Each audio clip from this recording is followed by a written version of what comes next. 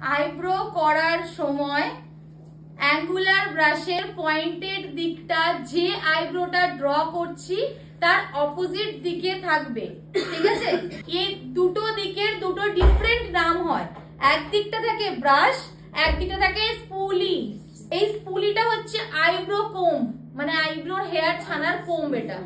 তো এটা আমি ফার্স্টে আইব্রোটাকে একটা শেপ দেবো ছেনে, ওকে? কারণ আইব্রো হেয়ার গুলো এদিক ওদিক আপ এন্ড ডাউন হয়ে রয়েছে, বসো, আপ এন্ড ডাউন হয়ে রয়েছে আইব্রোটা। তো সেটাকে কোম করে আমাকে আগে একটা শেপে আনতে হবে। দেন নেক্সট স্টেপ আমাদের কি, এখান থেকে আমি অল্প করে প্রোমেট নেব, নিয়ে আমি নিচে একটা আগে দাগ রেডি করব, নিচে একটা লাইনস ড্র করব, আইব্রো শেপ বরাবর লাইনস। এই জন্য প্লাগিং থাকা আইব্রো ভীষণ দরকার। প্লাগিং না থাকলে ওই হেয়ার গুলো আমাদের ডিস্টার্ব করবে আইব্রো করার সময়। তো আমি ফার্স্টে পুরো আইব্রোটাকে একটা নিচের দিকে লাইন ড্র করব, করে সেম লাইন আমি ওপর দিকেও ড্র করব, ওকে? ওপর দিকে ড্র করে দুটো লাইনকে কম্বাইন করব মিডিলে কোমের মাধ্যমে।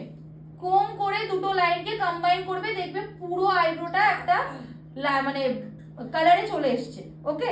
ওর যে গ্যাপিং গুলো ছিল ওই গ্যাপিং গুলো ফিল হয়ে গেছে, বুঝতে পেরেছো? এবার আমাদের ফ্রন্টের কাজ, আমরা তো মিডিল থেকে কাজ শুরু করেছি, অলওয়েজ আইব্রোকে মিডিল থেকে কাজ শুরু করতে হয়, ফ্রন্টে ডাইরেক্ট যেতে নেই। তো মিডিল থেকে যেহেতু কাজটা শুরু করেছি, মিডিল এন্ড এন্ডিং লাইন আমাদের কমপ্লিট হয়ে গেছে, ফ্রন্ট লাইনটা কমপ্লিট হয়নি। তোমরা ভুলটা কি করো বিগিনাররা, ফ্রন্ট থেকে আইব্রোটাকে কালো করা শুরু করো, এটা কিন্তু একদমই রাইট ওয়ে নয়, রাইট টেকনিক নয়। আমাদের অলওয়েজ আইব্রোকে মিডিল থেকে শুরু করতে হয়, মিডিল থেকে এন্ডিং এ গিয়ে দেন ফ্রন্ট আমাদের লাস্টে করতে হয়।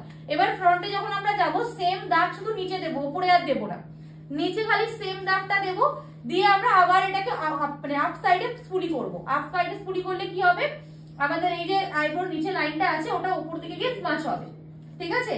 এবার স্মাচটা হয়ে গেল, আমাদের তাও মনে হবে যে আমাদের ফ্রন্টের দিকে কোনো একটা দুটো হেয়ার হলে বেটার লাগে। তখন আমরা কি করবো, এই আইব্রোর অ্যাঙ্গুলারের ঠিক নিচের দিকটা যে পয়েন্টের দিকটা, ওটাকে আমরা ভার্টিক্যালি ধরবো ব্রাশটাকে।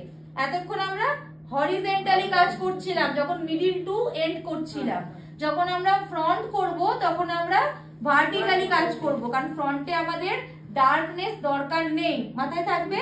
যখন ফ্রন্ট করব তখন আমরা ভার্টিক্যালি কাজ করব, কারণ ফ্রন্টে আমাদের অত ডার্কনেস লাগবে না।